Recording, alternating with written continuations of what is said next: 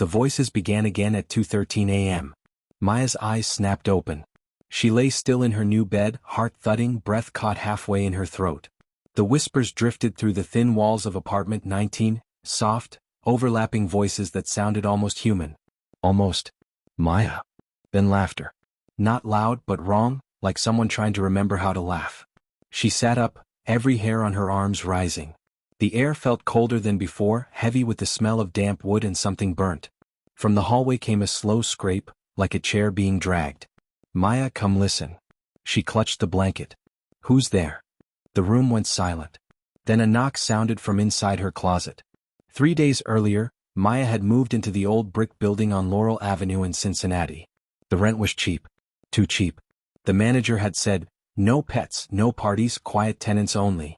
That was fine with her, she just needed a place close to work. Apartment 19 was small but bright. Peeling wallpaper, creaky floors, a window facing the alley. The first night felt lonely but normal.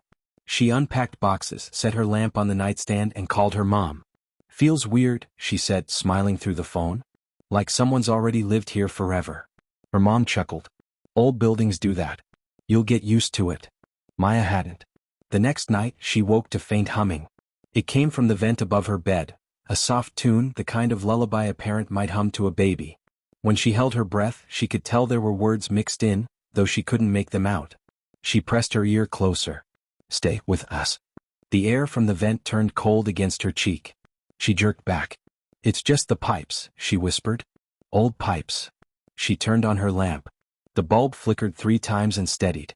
The clock on the wall blinked 3 a.m. By morning, she almost convinced herself it had been a dream.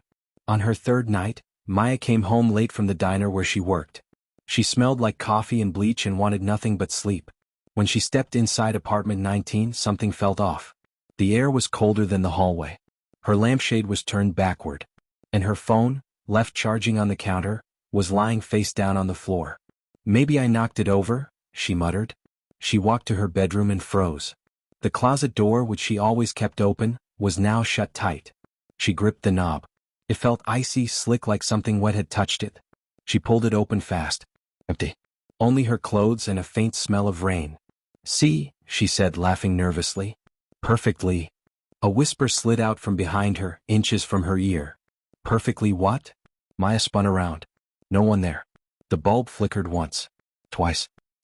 Darkness swallowed the room. She fumbled for her phone, turned on the flashlight. Dust floated in the beam like slow snow. Hello. From the vent, a chorus of sighs. Long drawn out like the sound of people exhaling in pain. Then, knock knock, from the closet again. She aimed the light at the door. I said, who's there? The knob turned a fraction of an inch. Her phone buzzed in her hand, an unknown number. She almost dropped it.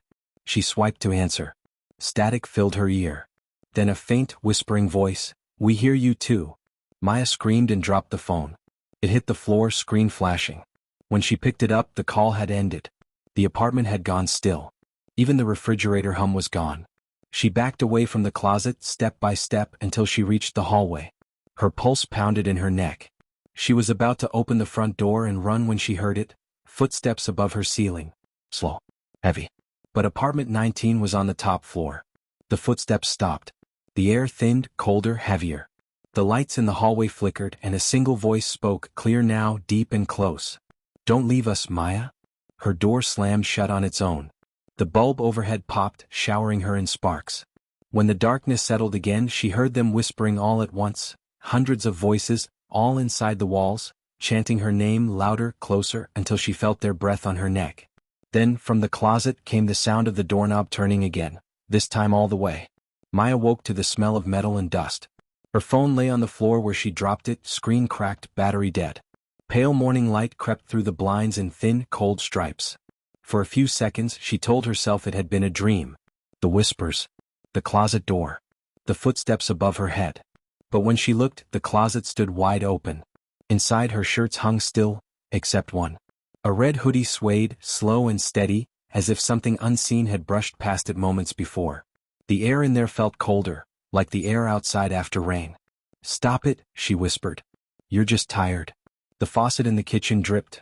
Plink, plink, plink. Each sound echoed too loud, like it was happening inside her skull. She needed coffee. Light. Noise. Normal. When she turned the handle on the faucet, the water came out brown for half a second, then clear. The smell of rust rose up, sharp and sour. She turned it off and stepped back. The radio on the counter flickered on by itself. A soft, woman's voice spoke through static. Do you hear them too? Maya froze. What? Static. Then silence. She unplugged the radio fast, her hands trembling. But even unplugged, the speaker hissed once more, like a sigh leaving the room. That evening she went to the building manager's office. It was down the hall, past the mailboxes, where a dusty nameplate read Mr. Fenley, building supervisor. An old man in suspenders sat behind a desk stacked with yellowing papers. Something brushed her ankle, light, cold, like fingertips. She jumped onto the couch, clutching her phone. The screen lit, time glowing back at her, 3 a.m. Her reflection stared at her in the dark TV screen. But behind her reflection, she saw movement. The bedroom door, half open, was inching wider. Slow. Soundless. Please, she whispered, please stop. Then from the shadows of the hallway a man's voice, we can't stop. You already listened. The door swung wide. Maya turned on her phone flashlight.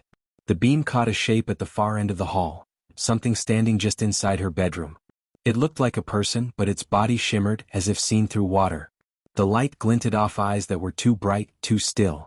Who are you? She whispered. The figure tilted its head, a slow, unnatural motion. You know us. Her phone buzzed violently in her hand. She looked down. The screen displayed a single message from an unknown number. Listen closely. Then the phone speaker crackled. The same voice spoke through it, echoing and distorted. Come to the basement, Maya. We're waiting. The figure in the hall lifted an arm and pointed toward the door that led to the stairwell. Her stomach twisted. She couldn't breathe. No, she said, backing up. No, I'm not. The lights across the apartment snapped off all at once. Every bulb. Every hum. Silence. Then, from the ceiling above, she heard footsteps again. Not one pair this time. Many? Heavy and slow. They walked in a circle above her bed, creaking the old boards. The whispering rose from every wall. Words melted into static, into breathing. Maya. A sudden crash. Her mirror in the hallway shattered outward, as if something had pushed through from the other side. Glass sprinkled across the floor like ice. In the fragments she saw not one reflection of herself, but dozens, all standing behind her, all moving just a second too late. She stumbled back, tears filling her eyes. Stop. Please. The reflection nearest the center smiled. Its lips moved before hers. You can't stop hearing us now. The fridge door creaked open by itself.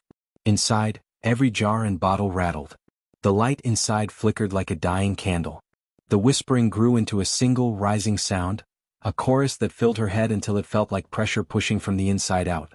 Then, as suddenly as it started, everything went still. No sound. No air. Maya stood frozen, heart hammering. She turned toward the bedroom again. The shimmering figure was gone. Only the cracked door remained, swinging slightly with a slow, steady rhythm. Creak, creak. Her phone buzzed one last time. She lifted it with shaking fingers. A new message glowed on the screen. We're coming upstairs. The floorboards in the hallway groaned under unseen weight. Something began climbing, step by step, toward apartment 19. To be continued? The footsteps stopped right outside Maya's door. Silence stretched so thin it felt like the air itself might rip. Maya stood frozen in the middle of apartment 19, phone light trembling in her hand. Her heart was a drum. Her ears rang with her own pulse. Then 3 slow knocks. Bang, bang, bang. Maya? A voice whispered from the other side. Not one voice. Many. Layered. Echoing. Let us in. She backed away, eyes fixed on the doorknob. It turned a fraction like someone testing it. Metal scraped softly against metal. Go away, she shouted. The voices laughed, a dry, papery sound like leaves rubbing together. Then a whisper right behind her ear. You can't lock out what's already inside. Maya spun around. Nothing there. The kitchen light flickered once, twice, then died. Darkness swallowed the apartment again. She ran to the window. Maybe she could climb down the fire escape, run into the street, bang on doors until someone helped her. She grabbed the latch, stuck. She yanked harder. It wouldn't budge. Her breath fogged the glass. Outside, the street was empty. The snow that had started earlier now fell thick and white under the street lamp. For one dizzy second she thought she saw people standing down there, 5 or 6 shapes looking up at her window, but when she blinked they were gone. Behind her, the radio turned on by itself again. Static hissed, then a woman's whisper, "Come down, Maya. You've already heard us. Now see us." Maya's hand shook. "No," she whispered. The heater kicked on for the first time all night, but the air it blew smelled like wet dirt and candle smoke. From the vent came a low moan, almost human, then the sound of something dragging inside the walls. She backed toward the door. "I'm leaving." The voices murmured, soft and quick, like wind through tall grass. "Stay, stay, stay, stay, stay." Her doorknob rattled once more. Then stopped. For a second she thought they'd gone. Then her phone screen blinked to life in her hand. The same unknown number. New message, "You forgot to look under the floor." She frowned. What does that even? A creak cut her off. It came from the middle of the living room floor. The boards were bowing slightly, pulsing up, and the light caught something ahead. A mirror, tall and cracked, standing alone in the dark. Its frame was rusted, its glass fogged.